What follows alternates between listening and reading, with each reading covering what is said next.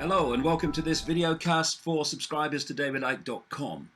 Well, a couple of the themes of video casts in the last few weeks come together this week. One of the themes is the world is mad, completely bonkers. And the other is the network of Western orchestrated and engineered terrorist groups that are causing mayhem in the Middle East and Africa to create the circumstances for a Western takeover, cabal takeover. And those two themes come together in this organization that's, of course, all over the news because of what it's doing now in Iraq, a group called ISIS. And now that's a very significant name, which I'll get to later. ISIS is the Islamic State in Iraq and Syria, because they want to take over that whole area. And the Islamic State in Iraq and Al-Sham is another version of ISIS. And Al-Sham is actually very appropriate, although perhaps Al-Scam would be much better, because a scam it is. It's another movie, a horror movie, yes, but it's another movie designed to orchestrate events that eventually will allow the subjugation and control of the whole of the Middle East and, in the end, the whole of Africa. Now, this ISIS was supposed to have kind of started about 2004, but it was in April 2013 that it took the present name and started heading towards what it's doing now. And it's said that it is an outgrowth, if you like, from Al-Qaeda. And the propaganda is that it's so extreme, ISIS, that it was too extreme for Al-Qaeda. Now, they are trying to, or have spent all these years, seeking to sell us the lie that this Al-Qaeda organization was behind 9/11. And if you can get more extreme than doing what happened on that day, they didn't, but the propaganda wants us to believe that, then how extreme must this ISIS be, according to this propaganda, that it's too extreme for Al-Qaeda? Load of bloody rubbish. And let's go back to a base position here, in fact, a database position. And that is that there is no Al-Qaeda in the way that it is portrayed by Western propaganda, the way that it is described in terms of its structure. This is Robin Cook, former British Foreign Secretary, very soon before he died, actually. And he said this: throughout the 1980s, Osama bin Laden was armed by the CIA and funded by the Saudis to wage jihad against the Russian occupation of Afghanistan. Al-Qaeda, literally the database, was originally, he said, the computer file of the thousands of mujahideen who were recruited and trained with help from the CIA to defeat the Russians. Inexplicably, Cook says, and with disastrous consequences, it never appears to have occurred to Washington that once Russia was out of the way, bin Laden's organization would turn its attention to the West. Well, it's not inexplicable. It's how the game works. The idea is to create these terror groups, or in many cases, create the belief in these terror groups and how they operate, to justify, under the problem, reaction, solution scenario, create the problem, get the reaction, do something, then offer the solution to the problems you have created. Under the problem, reaction, solution technique, to justify intervention into countries because of terrorism, and justifying more and more freedoms and basic civil rights being taken away in your own country on the excuse of protecting the population from terrorism. And on this Al-Qaeda situation. Here's Jason Burke, author of Al-Qaeda Casting a Shadow of Terror. He's talking on a BBC program called The Power of Nightmares. And that is, in many ways, problem, reaction, solution. The power of nightmares. Get people to experience or think they're experiencing a nightmare or potential nightmare, and then save them from the nightmare which you have created. Anyway, Jason Burke says this about Al-Qaeda. The idea, which is critical to the FBI's prosecution, that bin Laden ran a coherent organization with operatives and cells all around the world of which you could be a member is a myth, he said. There is no Al-Qaeda organization. There is no international network with a leader, with cadres who will unquestioningly obey orders, with tentacles that stretch out to sleeper cells in America, in Africa, in Europe. That idea of a coherent, structured terrorist network with an organized capability simply does not exist. But what he was talking about there was Al-Qaeda at that time. This ISIS situation is different. This is a new stage. This would appear to be a very organized network, extremely organized, immensely well funded. I mean, I've seen figures of maybe $2 billion they have at their disposal, and extremely well armed with American weaponry for reasons I'll come to. And here's a big piece in the Daily Mail newspaper this week, Jihadi Terror Group PLC. And the reason they call it PLC is because they've produced accounts, like annual accounts of a company, detailing finances, but also detailing all the murders they've done, the beheadings they've done, and all these horrors that they're carrying out. And it's just like a PLC has produced it. And this is a highly organized operation. And this is, like I say, a new stage. Now, one of the things that I've been writing about for many years is the fact that the plan was to create massive divide and rule of the Arab world, the Muslim world, through playing Shia Muslims off against the Sunnis, to create conflict and upheaval. And there's nothing like chaos to exploit your goals. The 33rd degree of Freemasonry has a motto, ordo ab chaos, order out of chaos. And that is problem, reaction, solution. Create the problem, create the chaos, then offer the order out of the chaos. But it's your order, your new order, your new structure of control.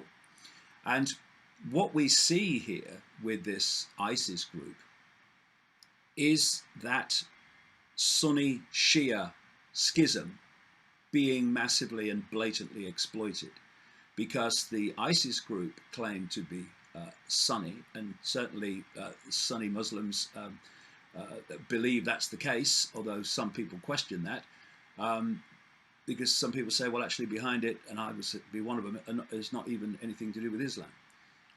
But they are seen as Sunni, and they are attacking the Shia population of Iraq. And what's been kind of bewildering to a lot of people recently, and I understand it, is that after all this condemnation of Iran, and we ought to attack Iran, we ought to take the nuclear capability out and all that, suddenly in very recent times they've been talking about, well, maybe we ought to come to some agreement with Iran over what we do about this ISIS group. Well, the ISIS group are Sunni, and Iran is basically the center of the Shia world. 89% of Iranians are Shia Muslims. And so what it would seem to me is happening with Iran is there's an attempt to draw them into this situation with ISIS on the basis of protecting Shia Muslims from their attacks. And once they're drawn in, that whole conflict then ensues and they can't get out. Because what this whole thing is about is creating so much mayhem and upheaval in the Middle East, in that whole area, including the area all around Israel, which I'll get to in a minute, that eventually there is an intervention to protect people. Out of that comes what they've been working towards for a very, very, very long time, and that is World War III, the world designed, or the war designed to transform the world, even from what it is now in terms of freedom, into a global fascist dictatorship. So, what's going on with ISIS? Well, another part of this whole scenario is what's going on in Ukraine. It's no accident they're happening together, because what they want, as I've been again writing for years about, is they want to draw Russia and China in to a conflict with the West. That was basically what the World War III is designed to be. And what's happening now with Ukraine, now this fascist government, this neo-Nazi government is in power, controlled by the West, is that there's a front opening up there, slowly but surely, with Russia to take their attention and resources away from what's happening in the Middle East. So the plan is to create so much chaos and upheaval all across the Middle East and down into Africa by using these various terror groups to orchestrate the horrors that we're seeing, to justify the eventual intervention into those countries. And, you know, whether it's Boko Haram in Nigeria, and they're now moving into other countries as well, they go under different names, but they have the same, in the shadows, the same source of control and manipulation to the same goal, which is problem, upheaval, war, terror, solution, intervention to protect the people. But you'll note at the moment that although the United States, under multiple presidents, has, you know, been unable to contain itself in terms of wanting to bomb these and bomb them and all that, they're not talking about that now with this ISIS situation, even though, you know, it was their invasion along with Britain's Tony Blair that has actually created the ground, the situation, the environment for this to happen. They're not talking about any military intervention, because, not yet, because they want this ISIS thing to move further on, and for them to get a much greater foothold in that region, so that a full-blown intervention can eventually come, not least on the premise of protecting Israel, which of course is in that very area of the Levant that this ISIS group says it wishes to turn into an extreme Muslim state. Another area of interest with ISIS is Syria, because they are in Syria fighting against the Assad regime. And so it's now so, see, people think that this is contradictory against that, and that's contradictory against that, but it's not. The thing that stops the contradictions is whatever suits the agenda is done. So in Syria, ISIS is doing what the US, Britain want. They're fighting, attacking the Assad regime, which they want to bring down. But in this is in the public arena, not in reality, I'm talking about here. But in Iraq, the same ISIS is now doing things which, in public, the Americans and the British, etc., the cabal, don't want to happen. But in fact, they want both of them to happen. They just condemn one for public consumption. ISIS is supporting the agenda by fighting Assad, and it's supporting the agenda by causing the mayhem in Iraq, because the idea is to create mayhem throughout the Middle East, and thus a problem reaction solution scenario. Now, another confirmation that ISIS is not what it seems is it's being funded by Saudi Arabia. I mean, who the heck does Saudi Arabia not fund, so long as they are going to create terrorism and upheaval? And Qatar have been mentioned as well in terms of funding and support for ISIS. Now, both Qatar and the Saudis are 51st states of the United States, of which there are a legion. And so you have the United States condemning ISIS and what they're doing in Iraq, while their satellite states are helping to create it, as they indeed funded the rebels in Libya, which was just another situation where you fund, arm, and train rebels to terrorize the country and to attack the Gaddafi regime. And then when Gaddafi responds, he's killing his own people, and we have to go in and bomb city after city to protect the civilians from violence. It's all part of the same ongoing scenario.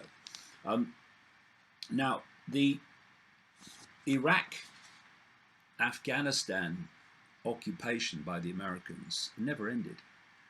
It just took a different form. They may have taken a lot of the troops out, but the control didn't disappear. And they have replaced them with these private armies, these mercenary so-called security organizations, which answer to the Pentagon. They're just an arm of the military, but because they're called private and civilian organizations, then the Pentagon can do what it wants behind the cover, that it's not really involved in this country at all, really. We pulled the troops out. And what this situation with ISIS will eventually allow them to do is to justify massive intervention, in effect World War III, to get rid of the terrorists from the Middle East, by which time they want this ISIS organization to be overrunning a very much larger area than they are now. And they're doing it. They're doing it with American weapons, because you know, you can arm an organization directly. You can arm it secretly. And there's another option, which is what we're seeing here, is that you arm apparently someone else, in this case the Iraqi government, the Iraqi military, with vast amounts of state-of-the-art weapons, knowing that this group's coming because you're orchestrating it, training it, funding it. And as they overrun the Iraqi government forces, as they're doing currently, then all that American weaponry is theirs. And in fact, you know, there are reports that ISIS have now got so much state-of-the-art weaponry and military vehicles, etc., that they don't need them all for Iraq. They're shipping them some into Syria to help with the fight against Assad. And this is a Fox News report. US-made Stinger missiles have likely fallen into ISIS hands, officials say. You do surprise me.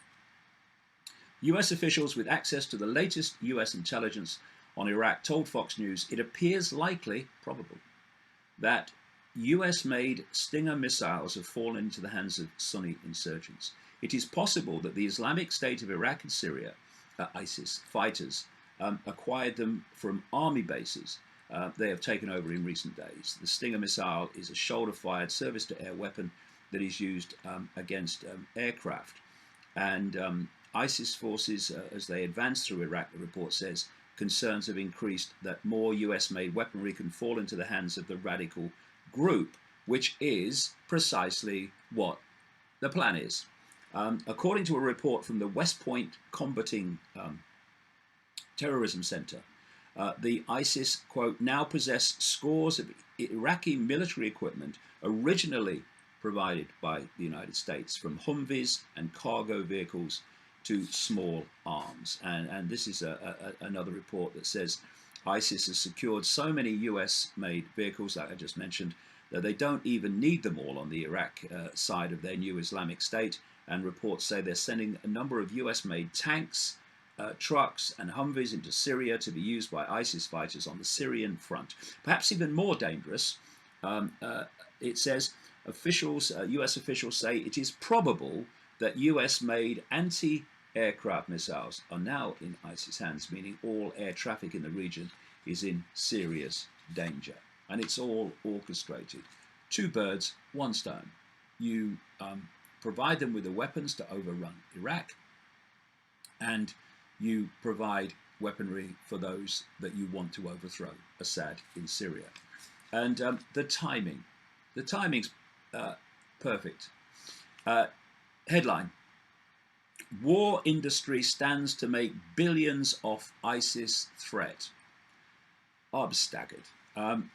Says here, last month it was announced a few outstanding members of the military-industrial complex would stand to rake in around $1 billion if an arms sale to the Iraqi government was approved by Congress. Now, with what's going on in Iraq with this ISIS onslaught, do you reckon there's just a little bit of a chance that Congress might approve that? I think there probably is. And down here it's talking about, in December, the New York Times reported the Obama administration had provided the Iraqi military with 3 sensor-laden aerostat balloons, given 3 additional reconnaissance helicopters to the Iraqi military, and said it planned to send 48 Raven reconnaissance drones before the end of this year. In addition, the US said it would plan to deliver this fall F-16 fighters that Iraq has bought. If delivered ahead of schedule, the report says, in response to the current situation, there is a distinct possibility this military hardware will fall into the hands of ISIS, just as it is meant to. Now,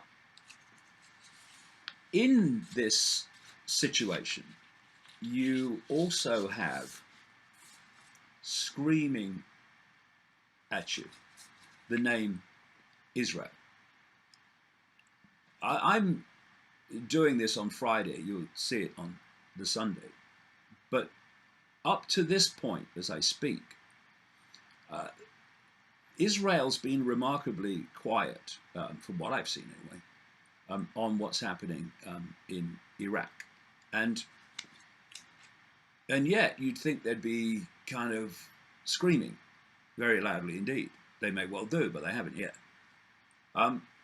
Because in this area that this ISIS terror group, with all this military hardware, wants to take over and turn into an extreme Islamic State, this Iraq, Syria, and the Levant, is Israel. And Israel, of course, has a phenomenal military capability, including a massive nuclear arsenal, all paid for by the United States. And the United States has said that it will intervene to protect Israel whenever it's under threat. Well, what's happening at the moment, as I speak, is the Americans' government is saying we're not bringing about military intervention in Iraq. And the reason for that is that they want ISIS to go further. But there's going to come a point in this story, if it unfolds as it currently is, where Israel is going to start coming under threat. And that will then justify a massive American intervention to protect our allies, and also the unleashing of the enormous military capability of Israel. And then you have a scenario for World War III. At least if, Syria starts getting overrun, Russia supporting Syria, China also has support for Syria, and here we go, and there we are. And it's not a coincidence that there is a concept, a plan called Greater Israel. And in 2013, Mako Chosadovsky of Global Research wrote an article about this, headed Greater Israel, the Zionist Plan for the Middle East.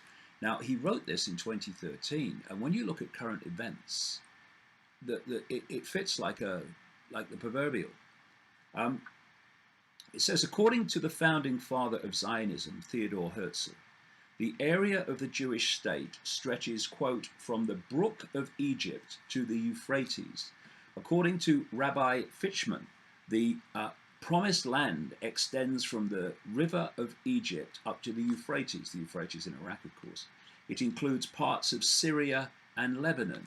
So you're looking at this Greater Israel scenario, and it's fitting this area of land, or much of it, that this ISIS group says it wants to take over. And he talks here in this article about the plan to achieve this Greater Israel. Consists of weakening and eventually fracturing neighboring Arab states as part of an Israeli expansionist project.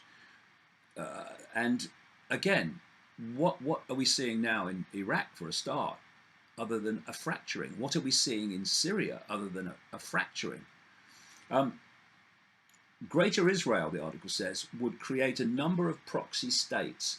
It would include parts of Lebanon, Jordan, Syria, the Sinai, as well as parts of Iraq and Saudi Arabia.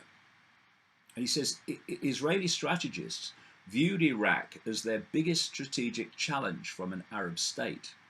This is why Iraq, he said, was outlined as the centerpiece to the balkanization of the Middle East and the Arab world. In Iraq, on the basis of the concepts of the Yinon plan, that's the plan to bring about the Greater Israel, Israeli strategists have called for the division of Iraq into a Kurdish state and two Arab states, one Shiite Muslims and the other Sunni Muslims. Well, we're very clearly seeing that unfolding with this ISIS scenario currently. The first step towards establishing this was a war between Iraq and Iran, which the Yinon plan discusses. Now, at the time, you'd think that, you know, a war between Iraq and Iran was pretty unlikely after the end of Saddam Hussein. But what you've got now is this Sunni insurgents by this ISIS group attacking Shia Muslims. And the idea is that you can bring Iran in to protect the Shia. And that then creates, in effect, a war between at least parts, the ISIS parts of Iraq and Iran. It's not impossible. The article goes on. The Atlantic in 2008 and the US Military's Armed Forces Journal in 2006, I mean, this is quite a few years ago now, both published widely circulated maps that closely followed the outline of the Yinon plan. Aside from a divided Iraq, the Yinon plan calls for a divided Lebanon, Egypt, and Syria. Well, Syria, it's not divided currently, is it? The partitioning of Iran, Turkey, Somalia, and Pakistan also fall into line with these views. The Yinon plan also calls for the dissolution in North Africa and forecasts it as starting from Egypt and then spilling over into Sudan, Libya, and the rest of the region. That's what's happened.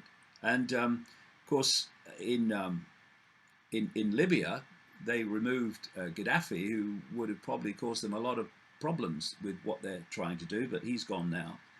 And the article says, viewed in this context, the war on Syria is part of the process of Israeli territorial expansion. Israeli intelligence, working hand in glove with the US, Turkey, and NATO, is directly supportive of al-Qaeda terrorist mercenaries inside Syria. and they're directly supportive of the ISIS ones as well.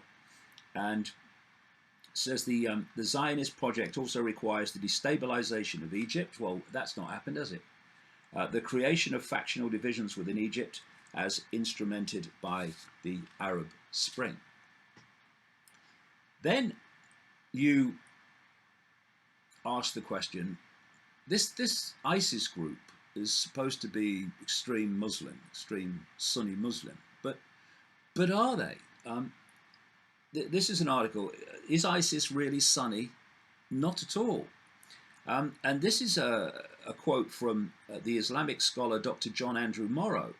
He says, a lot of so-called jihad, holy war, is not rooted in Islam, especially if you look at who's funding it, who's supporting it, who's behind it. Western powers have a long history of using jihadists and Islamists to further their own imperial ambitions. In terms of the foot soldiers, they may think they're fighting for Islam, but if you look closer, you find they're furthering the cause of the enemy. And, you know, this is very relevant when he's talking there about the foot soldiers. You know, people are so stupid. They're so controlled by their belief system, so full of their own need for omnipotence, that they will be putty in the hands of these manipulators. So they say, oh yes, the ISIS, we're for Sunni Muslims and a real kind of extreme Islamic state, Allah. And so, oh yeah, we'll fight for you, mate, yeah. Oh yeah, I've just seen it on Twitter, I'm going off fighting for this. And it's just a scam. It's just a front. Nothing to do with religion, it's to do with divide and bloody rule. And Dr. Morrow points out that much of ISIS's behavior is patently un-Islamic. He said that their terrorists love to film themselves committing war crimes that are forbidden by Islam, and they're proud to commit atrocities. They film it, they upload it to the internet, they have their own websites. You know, in fact, you know, this whole ISIS operation is not just extremely efficient and PLC in terms of money, but it's state of the art in terms of social media. You know, this is a seriously well funded and organized operation, and it's being orchestrated out of the West. Zaid Ahmed, a Sunni Muslim defense analyst from Pakistan, says ISIS and related terrorist groups are not Sunnis. He calls them heretics from his point of view. And he says that they are serving an anti-Islamic agenda. Yes, everything is inverted. Everything is inverted. The world's inverted. So, yeah, we're fighting for Islam. No, we're fighting to destroy it by doing this on behalf of those that wish to destroy it. Hamid argues that the ultra-radical groups destabilizing Pakistan, Syria, and Iraq have indeed stepped outside of Islam and are making war on Islam and Muslims on behalf of Zionism and imperialism. And that's exactly what they are doing, not just in the Middle East, but throughout, increasingly throughout Africa. But there's another aspect to this, the ISIS crisis. Interesting, isn't it? You get ISIS in the name, crisis. I'll come to ISIS in a minute. And that is justifying still more control, surveillance, loss of freedoms and civil liberties in the Western countries, who are trying to currently frighten the population with the nightmare of these terrorists, these ISIS terrorists who have been and are fighting in Iraq, coming back home, those that come from Britain or America, wherever, and bringing the terrorism back home and the Holy War back home to Britain and other European countries and North America, etc. I mean, that wasn't kind of predictable, was it? We've had in America this week, Lindsey Graham, Senator Lindsey Graham, This is a man who never opens his mouth unless he's speaking the words of the cabal that hold his strings. He's a mate of John McCain, ditto. And he's been talking this week about the probability of another 9/11 happening in the United States as a result of what's currently happening in the Middle East. And we've had David Cameron, the British Prime Minister, this is the headline, Iraq crisis, jihadists planning UK attacks, warns David Cameron.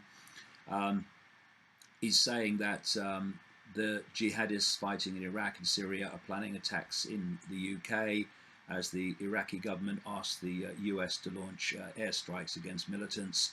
Jihadists are going to come back and cause mayhem here, he's talking about. And he said that he's insurgents from Iraq, Somalia, Nigeria, and Mali. I mean, how many bloody more? I mean, just that statement. Insurgents from Iraq, Somalia, Nigeria, and Mali. You can see how it's spreading across the Middle East and Africa. And he said, as well as those in Syria, must be dealt with, or the problems will come back and hit us at home.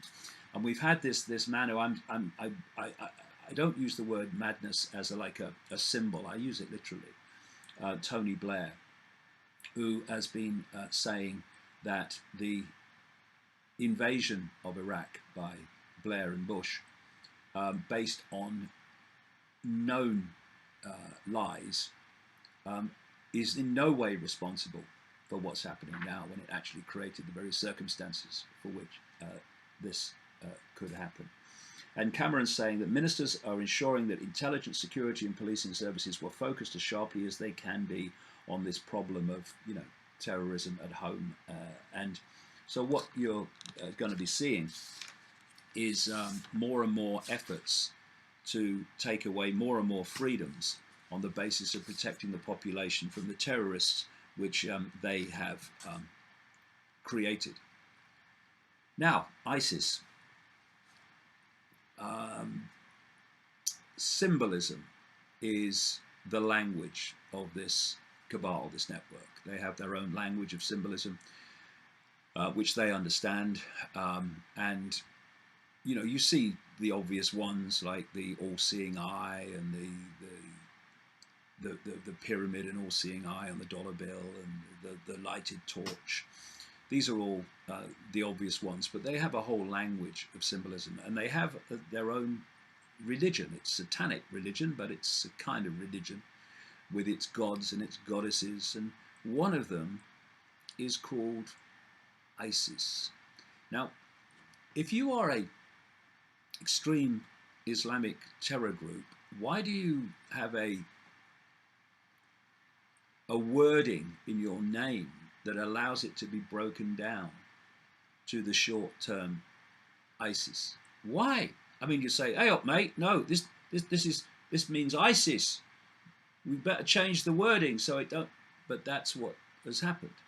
And see, ISIS is the goddess. I'll get to some background in a second, but it's a goddess of darkness and chaos, which is exactly what is happening because of what ISIS is doing in Iraq. And that's another thing, isn't it? Have you noticed now, once you call this group ISIS, the goddess of these people, then you are pulling newsreaders and news reporters into using language like ISIS forces have taken over Mosul. ISIS is closing in on Baghdad. ISIS is doing this. ISIS is doing that. They must be laughing their socks off as these news reports are read. ISIS is doing this. ISIS is going there. ISIS is claiming this. And this is an article on GnosticWarrior.com. ISIS, goddess of darkness and chaos. So the goddess Isis was also known to the Sumerians as Tiamat, the serpent of chaos, the ancient one, mother of the gods and all abominations of chaos. Exactly what ISIS is doing in its terrorist form. The Egyptian god Set was originally a female deity and was identified with Isis. Set is a god of the desert, storms, and foreigners in ancient Egyptian religion. In later myths, he's also a god of darkness and chaos, hence the connection with the Sumerian Tiamat, the serpent of chaos. Says Bible scholars often associate the dragon with the devil. Can't think why. And we find Isis has morphed into Typhoon, which means terrible mother, also associated with the dragon. The Sumerian Tiamat, who is the serpent of chaos, could be to some the equivalent of what they may call the devil, and this would be where we later would get the Egyptian connection to the goddess in Egypt, Isis. They did terrible things and are associated with serpents, darkness, and chaos. And Isis became a powerful deity of the late Egyptian dynasties of the Greeks and the Romans, which a lot of this symbolism came out of. There's a lot of Roman symbolism, a lot of Greek symbolism, a lot of Egyptian symbolism, because basically it's a progression of the same thing to present day. And it says you'll find Cleopatra had always appeared in public clothed in a robe sacred to Isis, and magic, her central role as the goddess of darkness and chaos, we know as our current world, and we certainly know as the current situation in the Middle East, and particularly Iraq. So, once again, we're watching a movie. The movie is playing out on the television news, and we don't have journalists most of the time. We have movie correspondents. They're basically just writing articles about a movie. And what they want us to believe is that this is a spontaneous outgrowth from this Al-Qaeda, and that they are, through their own devices and through their own motivation, seeking to impose an extreme Islamic state on that entire area of the Middle East, including Israel. I mean, where's that going to end, for goodness sake? And that all their funding, all their organization, all their state-of-the-art social media is all coming spontaneously from them. It's not. It's another front which allows you to create a terrorist group, fund it, arm it, and train it, but in public condemn it while you control it. And when it does the dastardly deeds that you are orchestrating it to do, you can then reach a point where you say, we can't stand by and let this happen any longer. We must intervene.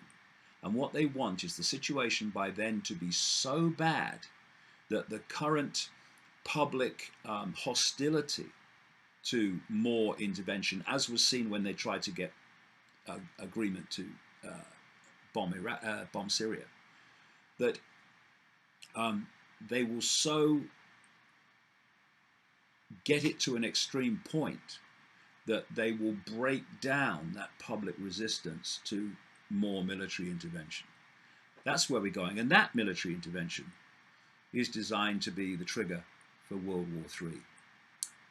And so we can buy the lie, or we can choose to see through it. And how many do one or how many do the other will be very, very significant, because this is a very, very significant moment. I mean, I've been following the story and this unfolding agenda for a long, long time. And I'll say this is a very significant moment that we're witnessing now. It is the start of another stage, upping the ante and ratcheting up the situation of seeking to trigger World War III, which is designed to transform the world from even what it is now in terms of freedom into a global fascist dictatorship. So these are interesting times, as the Chinese say, and it will be very interesting to see how this unfolds in the next few days and weeks. Anyway, that's it. I hope you've got something out of it in terms of the background to what's currently happening. And I'll see you next week. Bye.